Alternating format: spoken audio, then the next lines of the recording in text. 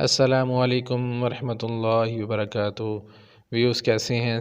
سب خیریت سے ہوں گے؟ اللہ تعالیٰ سب کو صحت والی، ایمان والی، عافیت والی زندگی دے۔ Welcome back to online Quran classes. Views پچھلا لیسن جو ہم نے پڑھا تھا لام کا بیان تھا، آپ کو میں نے اس کے قاعدے بتائے، لام کہاں پہ موٹا پڑھا جاتا ہے، کہاں پہ باریک پڑھا جاتا ہے۔ تو آج ہمارا جو اگلا لیسن ہے وہ لیسن نمبر ہے 22، سبق نمبر 22، وہ ہے مدات کے اوپر۔ ٹھیک ہے، مدات کیا ہوتی ہیں، ان کی کتنی اقسام ہیں، ان کو کیسے پڑھا جاتا ہے، یہ انشاءاللہ ہم تفصیل سے یہاں پہ ڈسکس کریں گے۔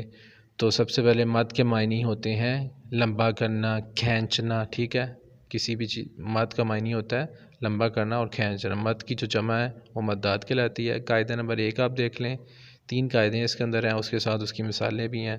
حروف مدہ کے بعد اگر حمزہ اسی کلمے میں آ جائے تو اسے مد واجب کہتے ہیں۔ تو یہ تعریفیں ہیں، چھوٹی چھوٹی ایک ایک لائن کی تعریفیں ہیں، وہی اس کو یاد کیجئے گا۔ اس کی مقدار 3 سے 4 الف ہوتی ہے۔ ٹھیک ہے، تو اگین میں آپ کو حروف کے اندر بتا دیتا ہوں کہ حروف مدہ کے بعد اگر حمزہ اسی کلمے میں آ جائے تو اسے مد واجب کہتے ہیں۔ ٹھیک ہے، حروف مدہ کون سے ہوتے ہیں؟ الف، واو اور یا۔ ٹھیک ہے، اس کا مقصد یہ کہ حروف مدہ کے بعد والا حرف جو ہے اس کے بعد حمزہ آ جائے تو مد واجب کہلاتی ہے۔ یہ اس کی مثالیں دیکھ لیں۔ جاء، جیء، سوء، اولیاء،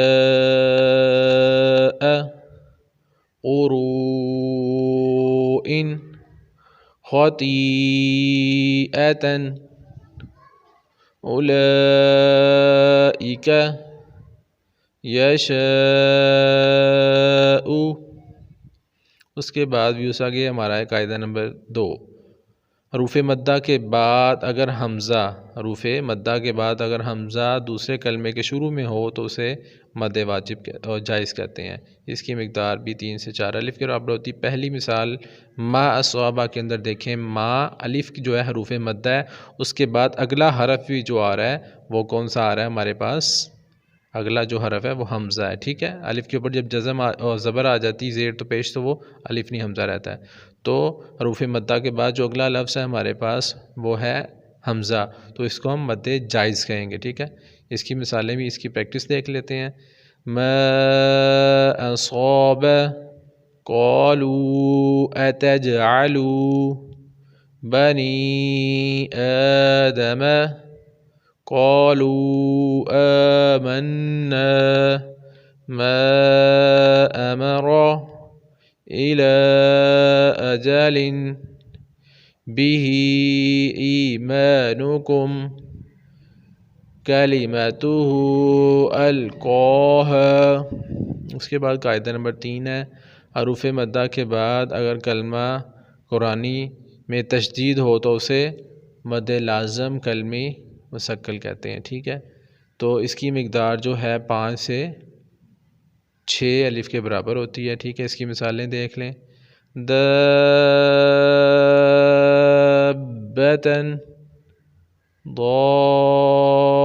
ضالا، جان،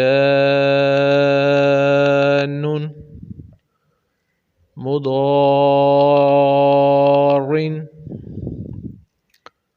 والصافات تحادون،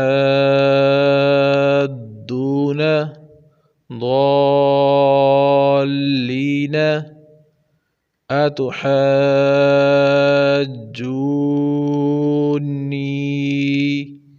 یہ ویوز ہمارے پاس لیسن نمبر 22 سبق نمبر 22 مکمل ہوا۔ ویوز حروف مدہ اور مدات کی جو ہمارے پاس ہم نے قسمیں پڑھی ہیں، یہ حروف مدہ کے ساتھ اس کا لیسن کا کافی زیادہ تعلق ہے۔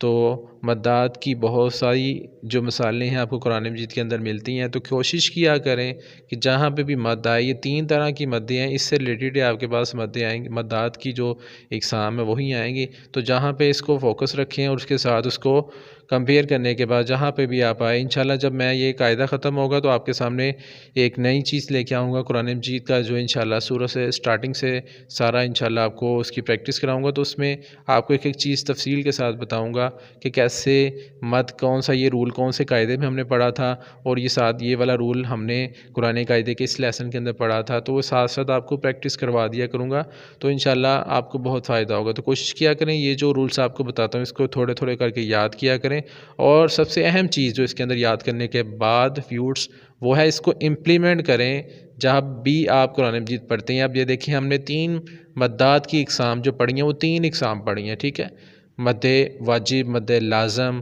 اس کے بعد مد لازم کلمی مثقل، یہ 3 مثالیں ڈیفرنٹ ہیں، ٹھیک ہے، اس کے جو رول ہیں وہ آپ کو میں نے بتا دی۔ ان رولز کو دیکھیں جہاں پہ آپ کے سامنے مثال آتی ہے، اب وہاں پہ اس کو فوکس کر کے اس اتنے جو الف کے برابر بتایا جا رہا ہے اس کے مطابق پڑھا کریں، تاکہ ہمیں جو قرآن مجید پڑھنے کا فائدہ ہے وہ مکمل حاصل ہوگے۔ انشاءاللہ نیکسٹ ویڈیو کے لیے آپ سے پھر ملاقات ہوگی۔ اپنا خیال رکھیے گا بہت زیادہ۔ السلام علیکم ورحمۃ اللہ وبرکاتہ۔